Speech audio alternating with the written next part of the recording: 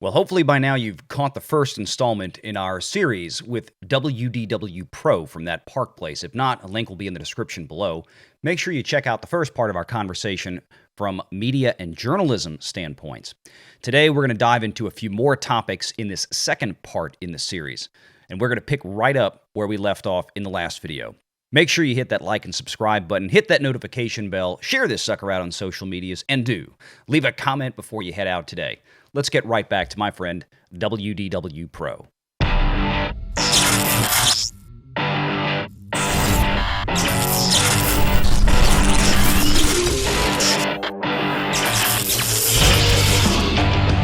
Renegade Online.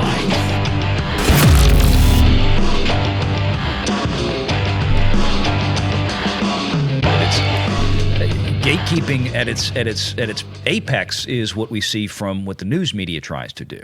And let's have some fun with that too, okay? So let's look at what they did with Rotten Tomatoes. Okay. Oh. Yeah, let's have some fun. Oh, no, go for it. That's a great example. So, you've got the corporations who want a certain narrative. It does them no good to produce a crappy film that everybody knows is crappy before they go spend their money and they're exposed to it. That does them no good.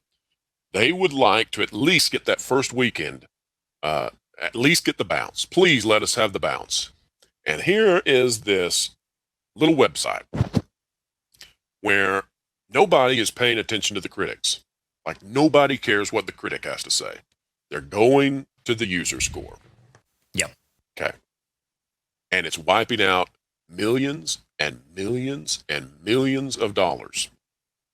Well, if that's happening, I might try to get, in a hypothetical world, I might try to get somebody from my company to go run that thing.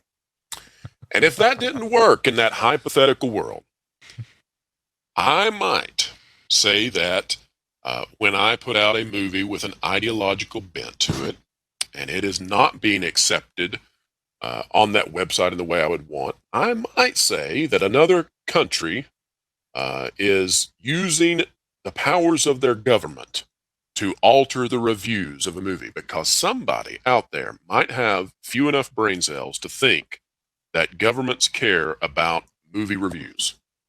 So there's another example of the narrative, because it's not just that the news in regards to politics and world events needs to be spun in such a way that it's positive for the corporation and they don't want competition for that narrative. But it's also the pop culture, it's also the movies, the shows, the games that you cover, that these corporations have a vested interest in the narrative favoring them. And the narrative does not necessarily have to be accurate. It does not have to be reflective of how people feel. It just needs to get the money flowing for the first few weeks so that they can get their return on investment. Exactly. And that's even more today than it was just a few years ago, especially with this paradigm shift in terms of theatrical box office windows, the sharing agreements between the exhibitioners and the distributors that have absolutely changed quite a bit in the past couple of years, due to, of course, these distributors now deciding that they want to favor their streaming services at least as much as, if not more than, the traditional theatrical window. So let me ask you this. Mm-hmm. In your opinion, where are consumers going now when they want an accurate depiction? The ones who are savvy enough to understand the places that are being manipulated. Where are consumers going to find out if the movie is worth seeing or if the game is worth buying? Where are they going now? Because they've lost the legacy sites they used to have. They've lost, and you think about this, right? So when the internet comes out, the whole idea is that, oh my gosh, everybody is going to have more information in their pocket than Bill Clinton did in the White House in the 90s. Everybody is going to have access to almost all of human knowledge. If it's not classified, they've got it, right?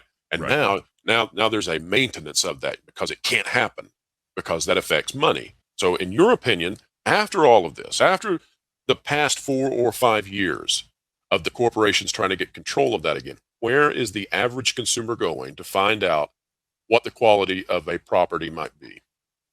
And specifically a film, you mean, a movie? Sure. These days, if there's one source, it's probably YouTube. I agree with that. Yeah. I mean, it's when you look at the views that videos get, especially the way the algorithms work, you know, whether it's Batman or Spider-Man No Way Home or any big, I mean, they're going to see, you know, who's gotten to see it first, who were the early reviewers, let's go see what they have to say. And then even that isn't working anymore because that's all being recognized as paid shills. You know, like the Galactic Star Cruiser, which we'll get to that in a moment, folks. That's coming up, I'm sure. Woof. Yeah.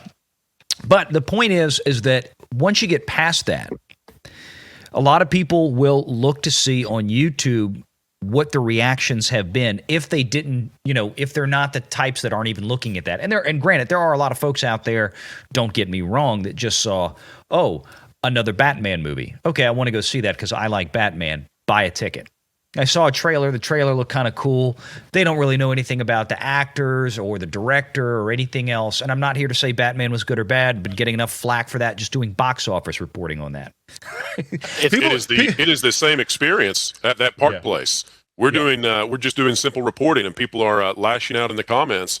And I think one of our writers had to say, guys, we're not against the Batman reaching $1 billion. Right. We don't have any. There's no interest that we have in this movie not getting $1 billion or 900 million or whatever it might be. Nor I. We're just reporting it. Exactly.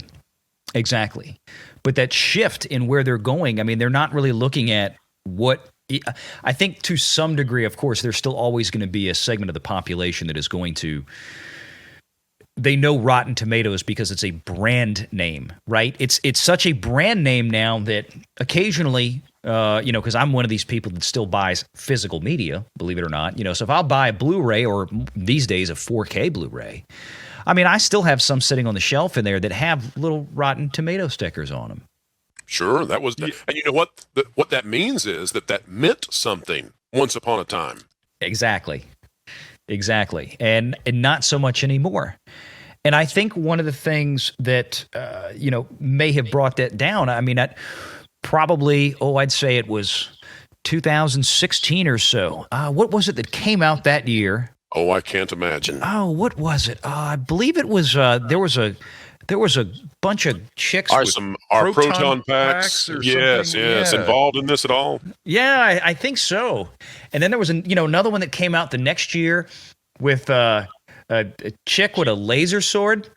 And she didn't need much help with that laser sword either. I'll just tell you. No, and directed by Rian Johnson, if I'm not mistaken. What was that movie? I don't remember. But that kind of thing right there is where a lot of people started really scrutinizing. Okay, these critics, the critics do not really align with the audiences that they're reporting for, at least ostensively reporting for.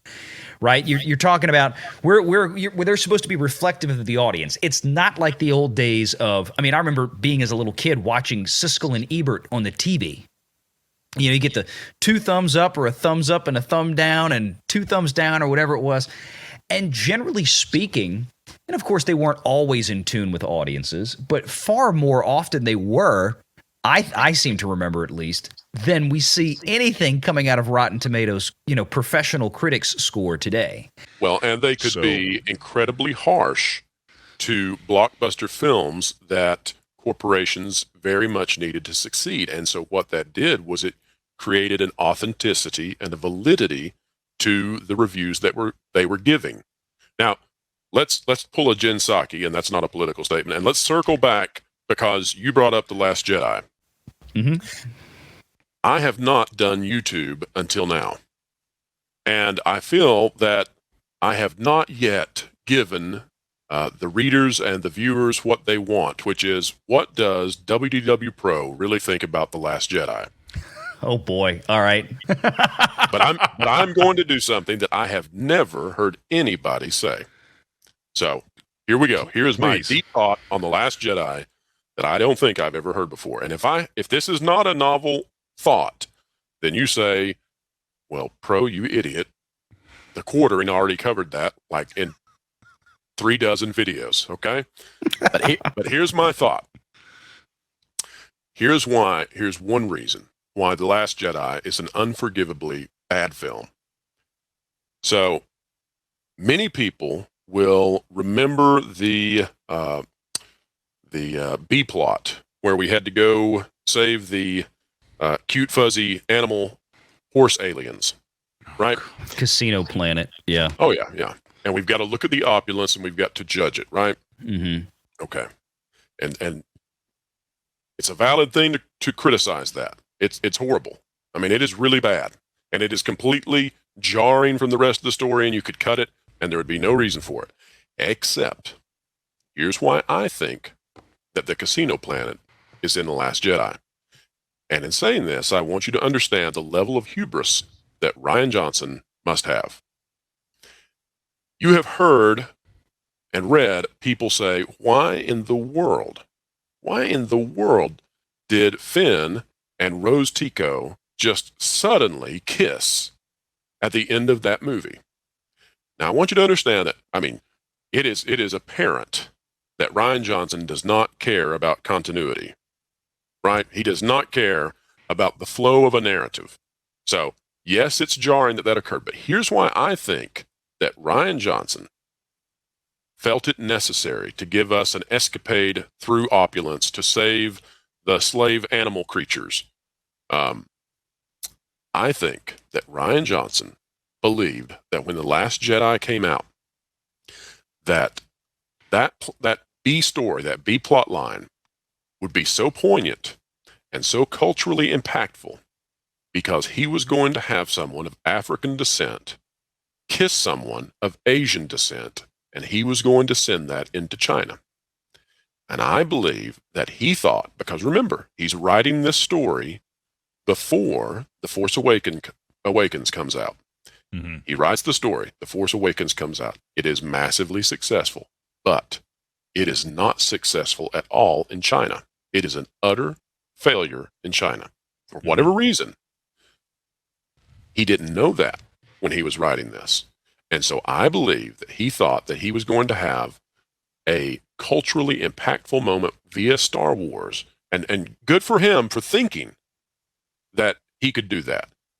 Bad on him for thinking it's that easy to tackle that sort of an issue within a culture, which I think we could all agree, and I'm not naming it specifically because, again, post-production, the censors are out there. But I think that he believed that he could have a cinematic moment where he sent a film into China where that occurred and where it would create societal change to some degree. So there you go. For right or wrong, it is what would you say? It is a cultural movement, a social movement film. And that's why it is diminished as art, is because it is there with a message implicitly written into it, as opposed to the narrative driving the moral of the story. It's an interesting observation. I mean, you'd have to think that, well, at least you would hope that he would have probably realized that the Chinese censors would have cut that out anyway. Well, now think about the poster, though. Yeah. I mean, the Force Awakens poster. He's probably being thoughtful of that as he's working on this film in post production, and he may have thought, okay, let's take what you said and let's add to that, right? So let's say that Rian Johnson thinks that the Chinese censors may take that out. If he thinks that, then he gains so much social credit within his peers in Hollywood because he took on China and forced them to censor, and it would have made the news. It would have been all over the trades that China had censored the first what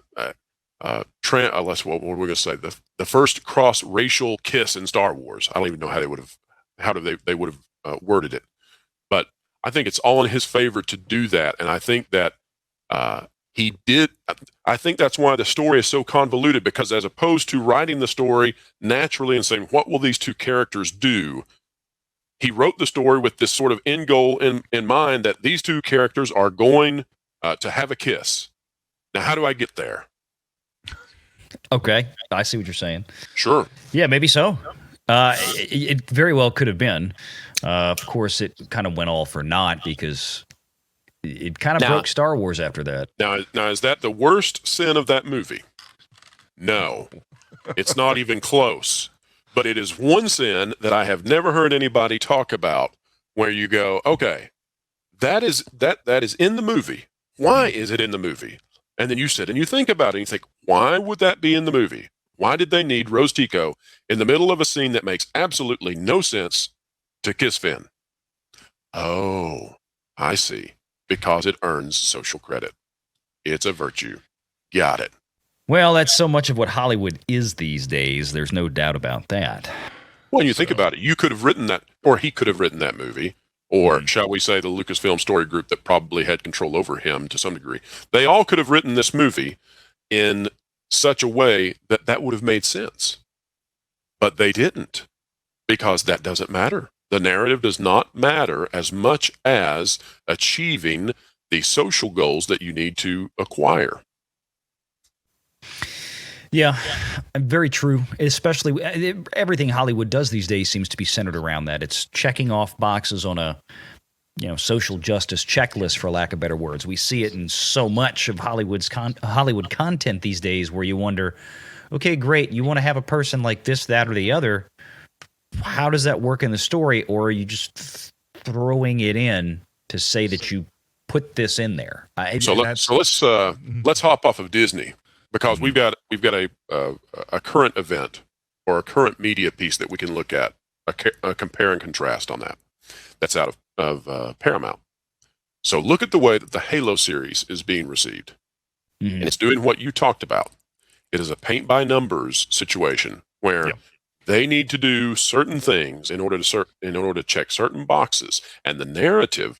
Well, my God, they're out there saying that the narrative it doesn't come second. It doesn't come anywhere into play because they're not even looking at the source material, right? When you're out there bragging, hey, I've got this franchise and I've got $90 million that I've been given to produce a fantastic, by the way, that's $10 million less than the Book of Boba Fett season 1. Right. So let's just say the Book of Boba Fett. I think we don't have to say season 1 anymore, but that is 10 million less. So that is a large sum of money. Okay. And so they say, I've got this franchise. By the way, the last Halo game, do you know how much money was put into that, into Halo Infinite? Do you have any idea how much Microsoft sunk into that? I think if I remember seeing it right, the total production cost of the game was somewhere around $200 million. Total budget, including everything, $500 million. Okay. $500 million, the most expensive game of all time. Okay, so that's what's riding on this thing, right? And I've got it.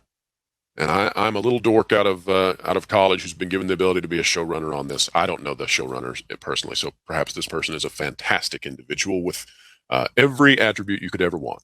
But it begs the question how competent you can be if you have that sort of an asset and you say, I'm going to ignore everything about this and I'm going to start from scratch. I'm not going to pay attention to why this is popular. Although there must be a reason it's popular. I'm going to go out in the press and I'm going to brag that I did not review any of the source material. I completely ignored the games that made this popular with fans. I have the utmost ability to take this and regurgitate it in such a way that it will be even more popular or as popular as this thing, which has had foundations built over a decade or more. I am that competent that I can produce something of equal value just of my own self. That it's amazing. Now compare that, because that's the checkbox, right? And we see that, and we see what happens with the financials. And this is what, and maybe you're going to be able to answer this for me, because I have no idea how this continues to be greenlit by Hollywood and by the executives. Like, I get the creatives, right? You become a creative because you like to create. So there's no confusion to me why someone would think that they could produce something on the level of the Halo story, because you're creative. That's what you do. You create. So why would you want to play in a sandbox that already has everything set up for you? No. Give me a couple action figures and let me have at it. I'm a creative. I get that. But why the money people keep doing this, I don't understand. And here's why. Because look at the Sonic the Hedgehog movies. Okay, plural. Yeah. Okay, look at that. Same company. Two totally different strategies. They come out with the first Sonic as the last major movie before the pandemic. Okay, it's going to be hampered, by the way, at the box office by the pandemic, and it doesn't matter. It is fantastically successful financially. Okay, the Sonic the Hedgehog trailer comes out. People go crazy about how terrible it is, right? It is nightmare fuel. And so then, rather than say what happens often, rather than the Ghostbusters 2016 route, where they could have said, screw you fans, this is what you're getting, you will eat this, right?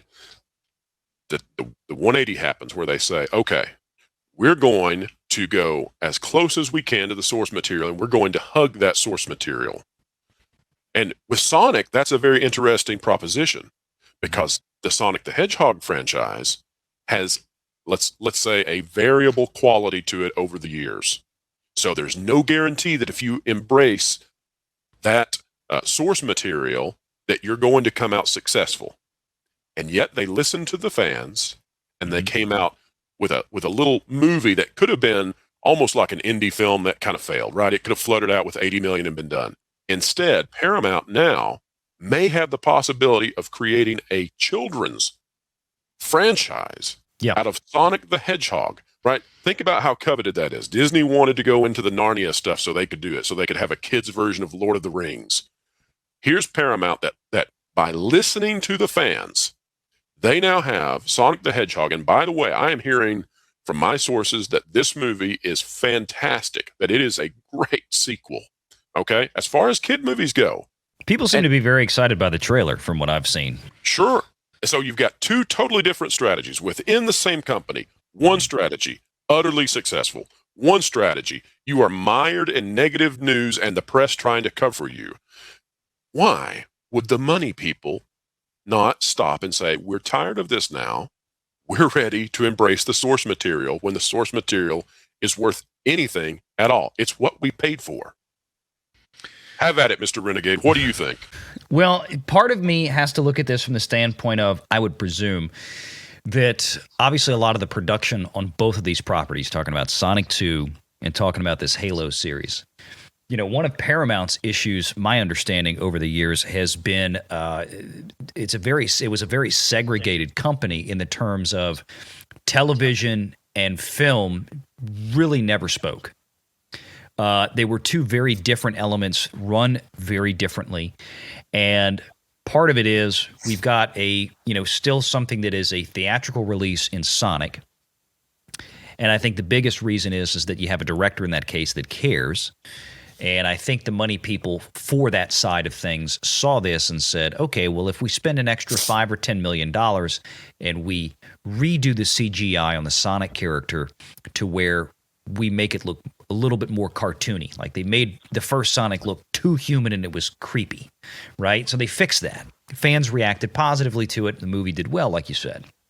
Halo, on the other hand, has probably been in production for at least, probably since around or right after the pandemic. I mean, I'm not real sure. I have to go look it up. But I'm sure they've been working on that for at least a year now, if not longer. And again, we just had the Paramount kind of where Viacom CBS changed the ticker symbol even to PARA, para, signifying that they were basically trying to unify their operations between film and television. So I think part of the money situation that you're talking about, one way or the other, I don't know which way it's going to go yet, and this is the problem, is going to work itself out, and I think they're going to wind up being more uniformity. That might be great. It might be terrible if they go the other way. But part of me wonders, and this is the problem with Paramount, just like everybody else, is this insatiable appetite to feed the beast that is these streaming services. Pump out stuff, right? And yes, they could have hugged the source material a lot better. Now, I've never played Halo, and I joked with somebody about this today. I have never played Halo, and I even knew enough to where when I saw people talking about the things that was being done in the show, even I knew that was wrong. Wait, so you've got to think, right, with Halo, what's your big reveal? The helmet coming off, right? Right, which is not supposed to happen. Yeah. It's never been done. That's your big one, right? Yeah. Why do you Why do you go with the finale? Yeah. Yeah. It's like reversing the fireworks show at Disney, right? Yeah. It's like if you did the big number, the big hoorah, let's fire everything we got, and then let's do a trickle of fireworks afterwards. You've already blown the finale. Right. So, yeah. one more point about, and I don't mean to interrupt you, but one more point about Halo and Sonic, by the way. Mm-hmm. On the diversity issue, mm-hmm. which of those two properties is more diverse? I only watched a few minutes of Halo, but I thought Sonic was plenty diverse. They're equally diverse, in my opinion. Yeah. Why is one garnering so much criticism and one is not? Well, here's my answer to that, and then my thought on that is one's doing it naturally in a way that reflects society, because I don't think, and okay, so I'll say this and I'll say why I think it. Because I don't think that the average viewer who's going to either Sonic or Halo wants to dislike somebody based on their ethnicity, race, religion, color of their skin, or anything else, because I think society, thankfully, is at a better place. So that's why I think that Sonic is received better, whereas with the Halo diversity, the diversity is not reflective of society at large. It's like in this bizarro world where things aren't occurring naturally, and therefore, think about the Sonic character, right? Okay, so the Sonic character, when it first comes out with that trailer, people are revolted by the Sonic character because the Sonic character, I mean, it crashes as hard as you can into the Uncanny Valley, right? If you could smack the Uncanny Valley, it is dead center. That is the creepiest nightmare fuel there is. I think that there is a, what am I going to say here? I think that there is a diversity Uncanny Valley.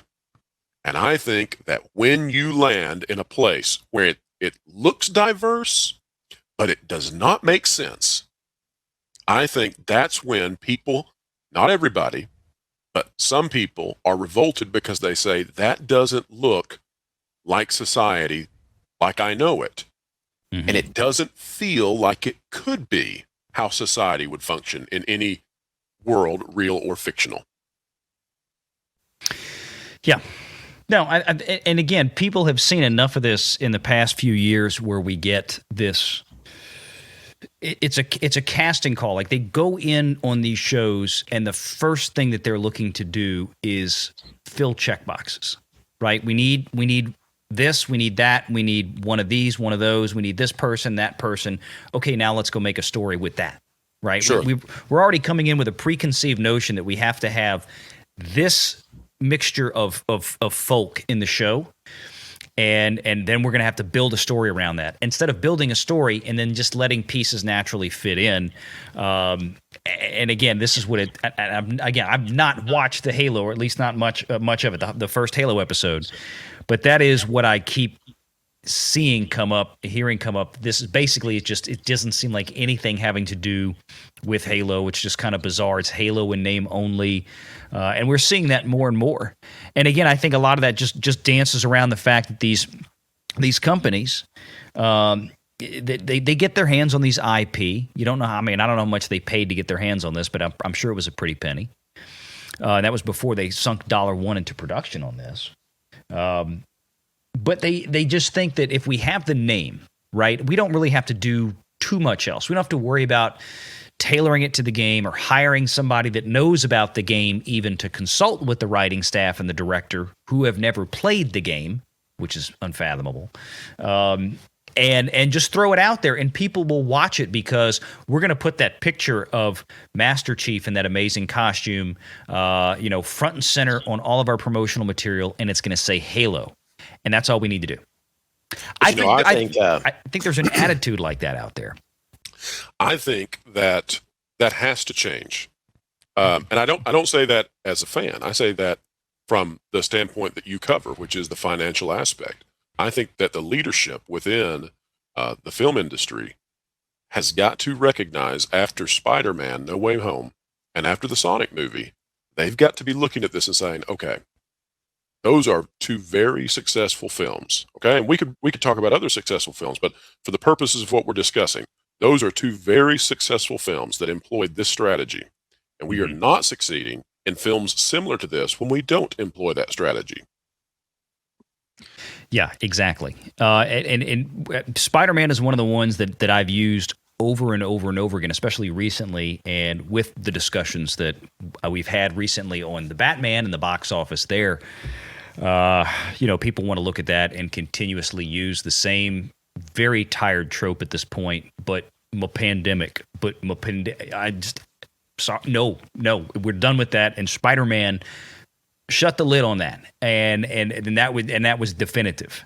How much must Bob Chapek be frustrated with Kevin Feige when Sony is now using the strategy that Marvel used during the Iger era to be highly successful, and now they have jettisoned that under Chapek, and he has no good way of solving that problem.